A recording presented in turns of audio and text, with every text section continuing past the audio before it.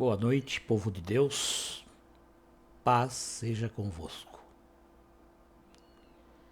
Lemos na palavra de Deus, no livro de Marcos, o capítulo 5, versículo 21 ao 26. Nesses versículos, nós encontramos duas passagens que nos alertam para que a gente saiba que nosso milagre começa aos pés de Cristo Jesus. Nessa passagem, vemos a situação de Jairo e daquela mulher, daquela senhora que sofria de um fluxo de sangue. São dois milagres maravilhosos que aconteceram em uma sequência, numa narração direta da Bíblia. Mas nós não vamos falar propriamente dos milagres. Como eu sempre tenho dito, qualquer pessoa que ler o capítulo 5 de Marcos, ele vai conhecer, ele vai entender, ele vai saber como esses milagres aconteceram, a forma como eles aconteceram. O que nós queremos é falar a respeito daquilo que vem por trás dessa leitura, aquilo que o autor, o Divino Espírito Santo, quer nos ensinar, quer que a gente venha a praticar por toda a nossa vida enquanto estivermos nessa terra. Eu costumo dizer que toda a história bíblica ela é uma gravura, um quadro, que ao olharmos diretamente para ele, podemos ver, podemos notar, podemos conhecer uma história, a forma como ela acontece, o jeito que as coisas acontecem, através de uma simples leitura. Todas as pessoas sem exceção que saibam ler, vão entender. Mas como eu disse, eu quero falar com vocês a respeito daquilo que o Espírito Santo deseja revelar. Aquilo que nós devemos entender e praticar nas nossas vidas. Porque por trás dessa história temos um pano de fundo. Um pano de fundo que poucas pessoas conseguem enxergar. E esse pano de fundo apresenta ensinamentos ou fundamentos, como eu já falei, que devem ser praticados por toda a vida, por cada uma das pessoas que realmente quer seguir Cristo Jesus. O primeiro fundamento que podemos notar nessa história é que Cristo Jesus, ele é o único lugar de segurança. Não existe nenhum outro lugar que nos possa dar total segurança que não seja aos pés de Cristo Jesus. O cristão precisa procurá-lo. procurar é entregar a nossa vida para Ele. Entregar nossa vida, nossos desejos, nossos sentimentos na mão de Cristo Jesus.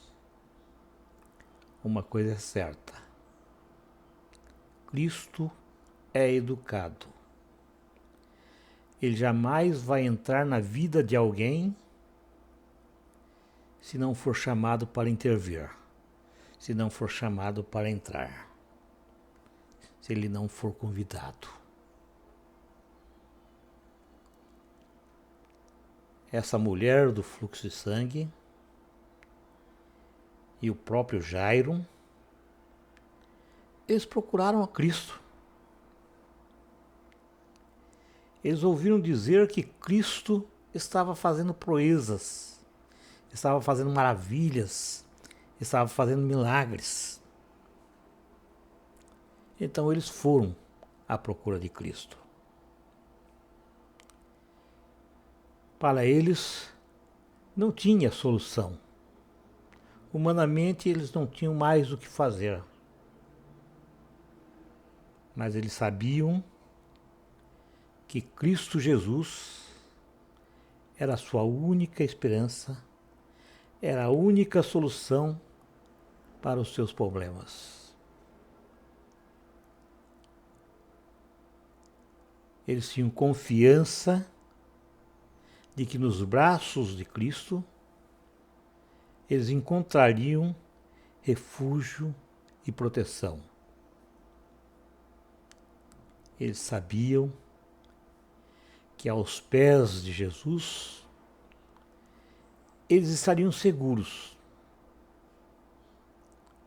Então, para nós que nos intitulamos cristãos, para nós que nos chamamos de crentes, nós também devemos saber que aos pés de Cristo Jesus nós teremos segurança.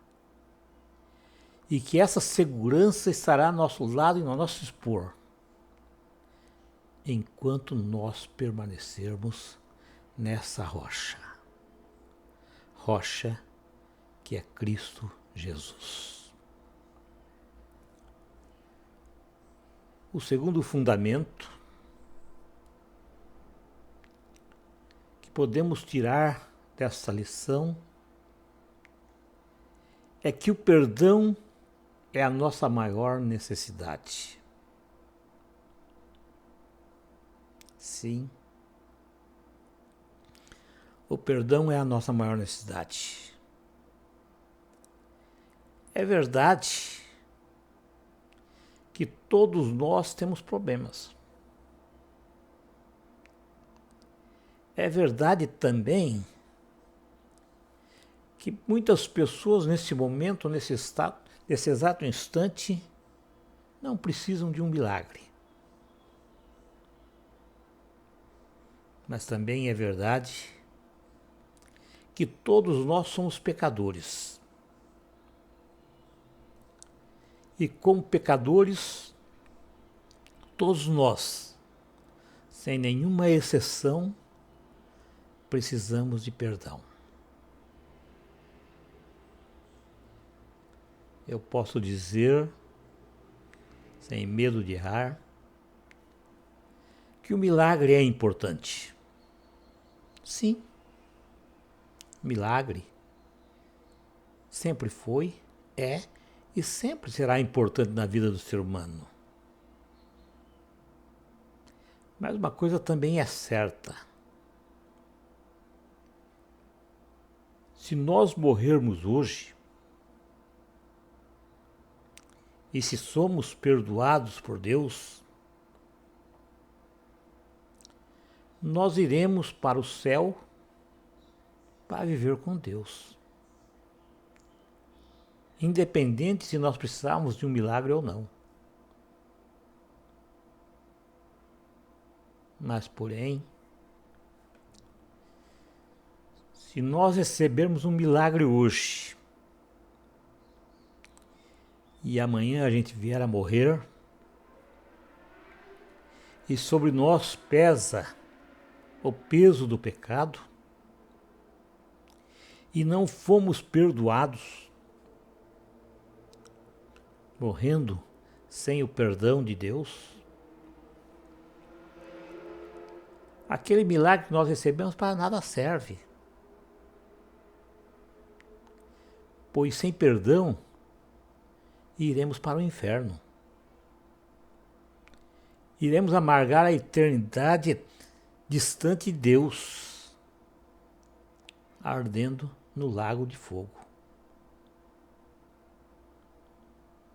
Portanto, meus irmãos, melhor do que o milagre é ser perdoado por Deus. Mesmo você doente, se for perdoado por Deus, você irá para o céu. Mas se você for são, tiver enormes riquezas e não for perdoado por Deus, com toda certeza, só existe um caminho para você. É o lago de fogo, longe de Deus. O terceiro fundamento nós podemos tirar dessa história é que o novo nascimento é a porta de entrada para uma vida de milagres.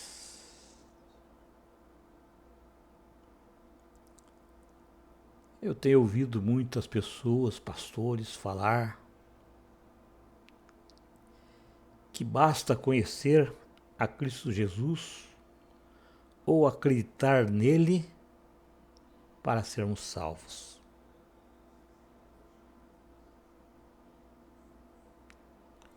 Eu digo para vocês, isso só não basta. É preciso nascer de novo.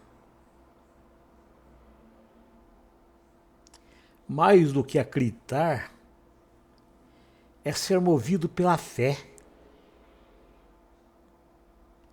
Mais do que acreditar, é ter certeza que Cristo Jesus tem poder para resolver toda e qualquer situação que nós não podemos resolver. Nascer de novo é muito mais do que ser um cristão assíduo na igreja. Nascer de novo é se tornar nova criatura. É seguir os passos e os ensinamentos de Cristo, aceitando a Ele, Cristo Jesus, como Senhor e Salvador de nossas vidas. Então, nascer de novo é diferente de conhecer a Cristo ou acreditar nele. Tem muita gente que conhece a Cristo porque leu alguma coisa a respeito dele, que conhece a Cristo porque ouviu falar dele. Algumas pessoas até acreditam na sua existência, até acreditam que ele seja o Filho de Deus, até acredita que ele veio a essa terra e morreu por nós.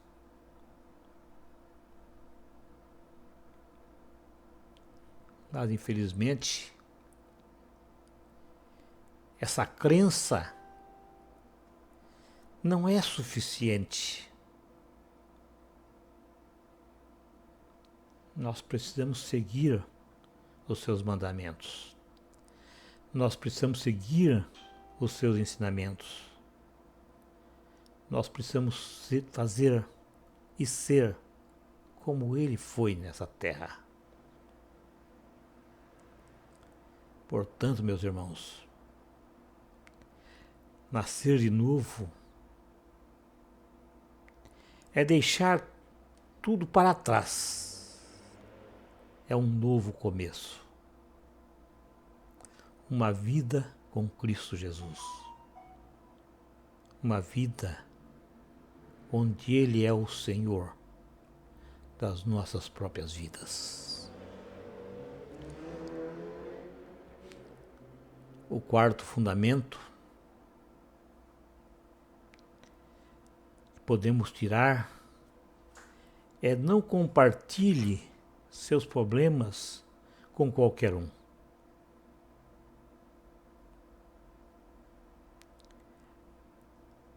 Alguém pode dizer, mas eu sempre soube que eu devo pedir para as pessoas orações. É verdade. Mas quando você vai compartilhar seus problemas, procure a pessoa certa. Pastor da sua igreja. Pessoas em quem você possa realmente confiar. Que você tenha a máxima confiança. Eu digo para vocês que dentro e fora das igrejas existem 3 tipos de pessoas.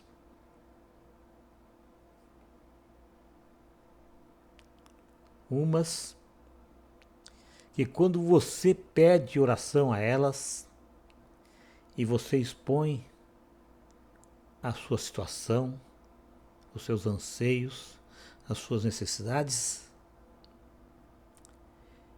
essa pessoa irá interceder por você. É realmente um homem ou uma mulher de Deus. São servos que verdadeiramente vão interceder por você, vão colocar seu nome em suas orações. Mas também existem, meus irmãos, pessoas que ao você falar e pedir oração para elas, na sua frente ela vai falar, não, eu vou orar sim, pode deixar que eu oro. Mas quando viram as costas, elas, além de não intercederem por você, além de não colocarem seu nome nas suas orações, elas dirão, eu não vou comprar briga com o diabo por causa dele ou dela. E vai além. Se está passando por isso é porque tem culpa no cartório.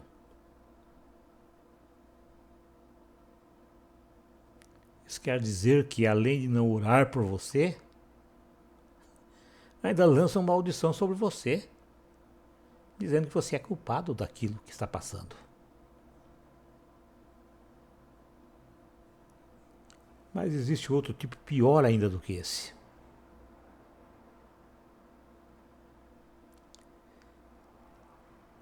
Outras pessoas de dentro da igreja, além de não intercederem em seu favor, irão usar a sua situação para fazer fofoca. Elas vão fofoquear o teu nome com as amigas, com outros membros da igreja, com pessoas de fora da igreja.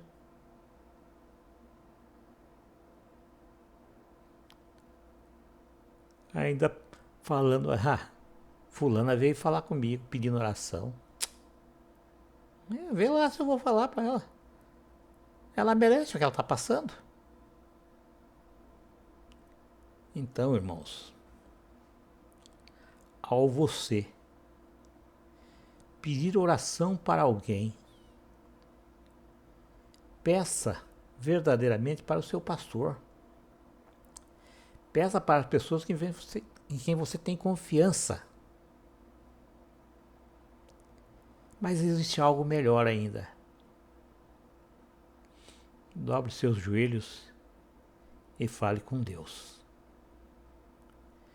Ele em todo momento, ele vai estar pronto para aceitar, para te ouvir.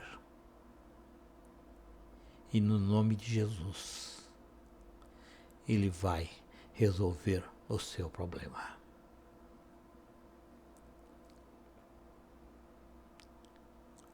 O quinto fundamento que nós podemos tirar dessa leitura dessa noite é não permitir que a incredulidade roube o nosso milagre. Irmãos, dentro e fora da igreja, nós temos uma multidão de pessoas que, consciente ou inconscientemente, tentam abalar nossa fé.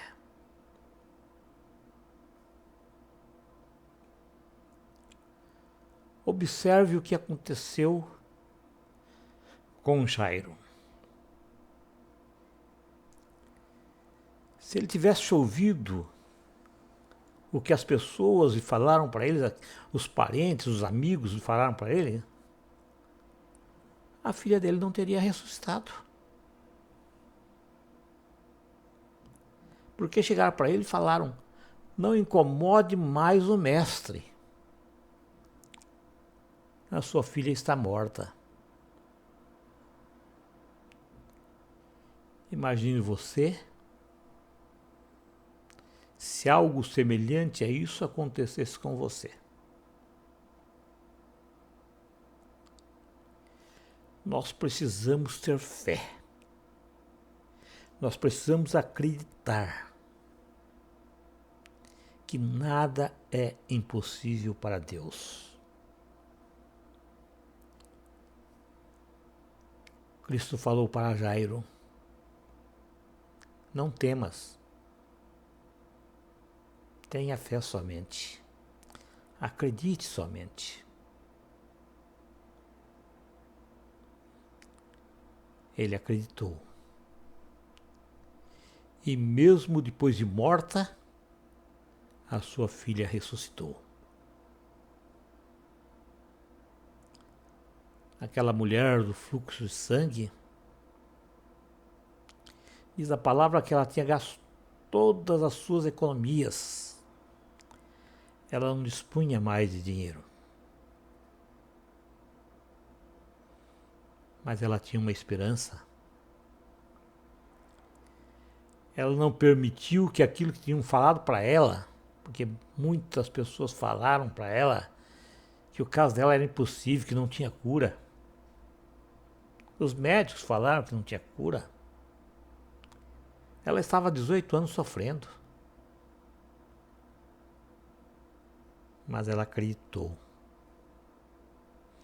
Ela não permitiu que a incredulidade tomasse a vitória dela. Não permitiu que o milagre fosse banido por incredulidade. Ela falou para si mesma: se eu apenas tocar nas vestes deles, eu serei curada.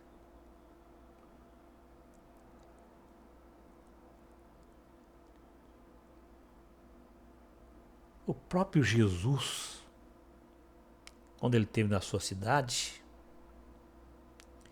a Bíblia Sagrada descreve que ele não pôde fazer grandes coisas, grandes milagres na sua terra por causa da incredulidade do povo. Onde existir incredulidade, Deus não pode fazer nada.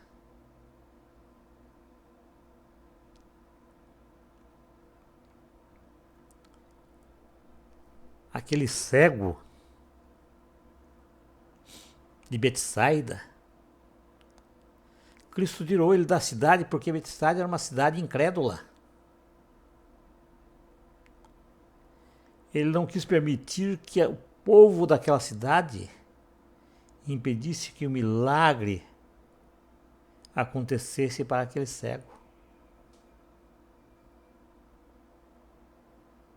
Então, meus irmãos, lembre sempre, o nosso Deus é o Deus das causas impossíveis. Mas uma coisa é certa, Ele jamais vai fazer aquilo que você pode fazer.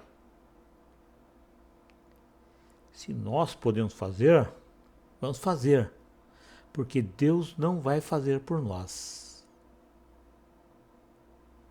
Ele só vai fazer aquilo que é impossível para o homem fazer. Ele é o Deus do impossível. Ele faz o impossível para cada um de nós.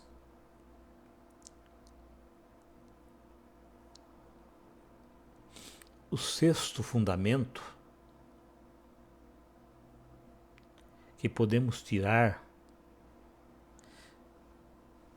desses versículos lidos dessa noite é que crer é o início de nosso milagre.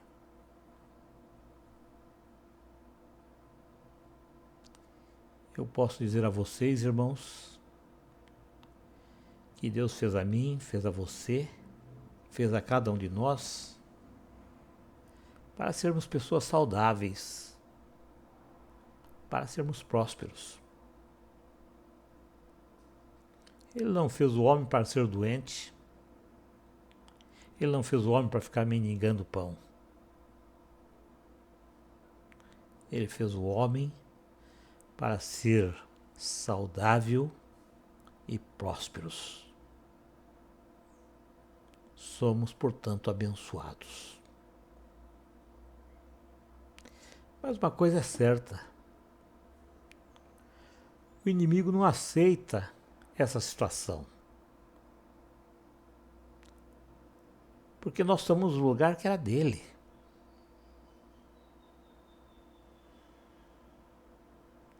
Ele era o anjo de luz.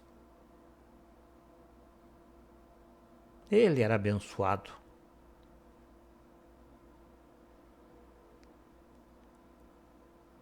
Mas Deus fez o homem para que o homem fosse abençoado. E com isso, o encardido, o diabo, seja lá qual nome que queira usar, ele não aceita essa situação e ele coloca obstáculos em nosso caminho. Ele quer que a gente venha tropeçar, que a gente venha esmorecer, que a gente venha a deixar de acreditar. Essa é a vontade dele.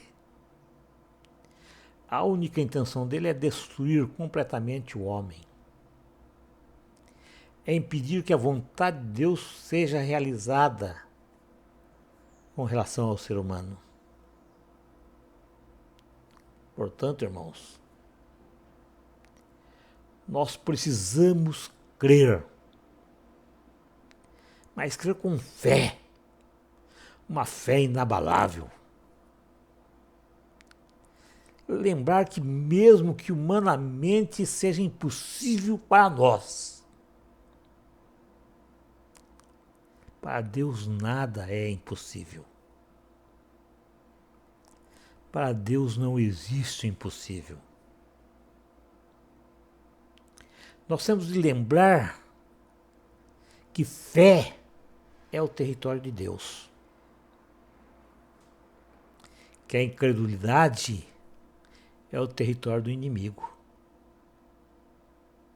É o território do diabo.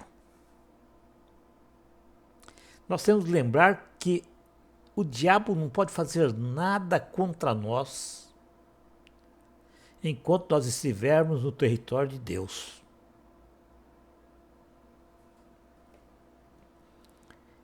Ele só vai poder roubar o nosso milagre se ele conseguir levar a gente para o território dele. Aí sim, aí ele pode fazer alguma coisa. Mas enquanto nós estivermos no território de Deus, sob as proteções divinas, ele nada pode fazer contra nós. Lembra o que Pedro falou? Está escrito lá em 1 Pedro, capítulo 5, versículo 8. O nosso inimigo, ou nosso adversário, anda em derredor. Ou seja, ele está à nossa volta. Quando eu estou conversando, estou falando para vocês isso, com toda certeza ele está espreitando, os seus anjos caídos estão espreitando para ver se eu consegue que eu fale alguma coisa de errada para vocês. Ele pode ter armas contra mim. Então ele sempre vai estar ao redor das pessoas que estão em Cristo Jesus, rugindo. Ruge como um leão, buscando a quem ele possa tragar. Isso quer dizer que ele não pode pegar qualquer um, ele não pode tragar qualquer um. É só quem ele pode. Só quem está no território dele. Porque quem está no território de Deus, ele não pode mexer. O sétimo e último fundamento que podemos tirar desses versículos é ser prático. Nós precisamos ser práticos. Cristo nos ensina a ser práticos. Cristo nos ensina que devemos fazer as coisas certas a todo instante. Observe que aquela criança estava doente e veio ao óbito. E ela ressuscitou. Mas ao ressuscitar,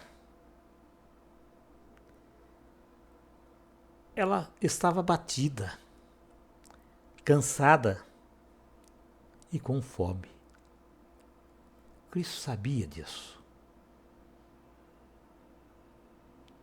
E a primeira coisa que ele pediu é que desse algo para ela se alimentar. Desse algo para ela comer.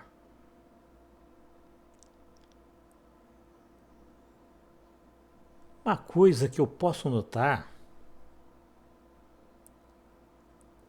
que Cristo não alardeou aquilo que aconteceu.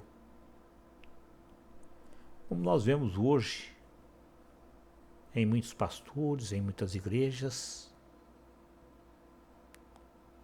aconteceu um milagre, aquilo lá extrapola, como se o homem tivesse algum mérito. Ele não alardeou porque Cristo sabia que todo mérito, toda honra, toda glória não era dele mesmo. Porque nessa terra ele estava como homem. Ele não era Deus. Era um homem de Deus, mas não Deus. Ele sabia perfeitamente que toda honra, toda glória era do Pai. Essa deve ser a nossa postura. A postura de todo homem e mulher de Deus. Deve ser a postura de todo soldado de Cristo. Ajudar sempre que for possível. E delegar toda a honra, toda a glória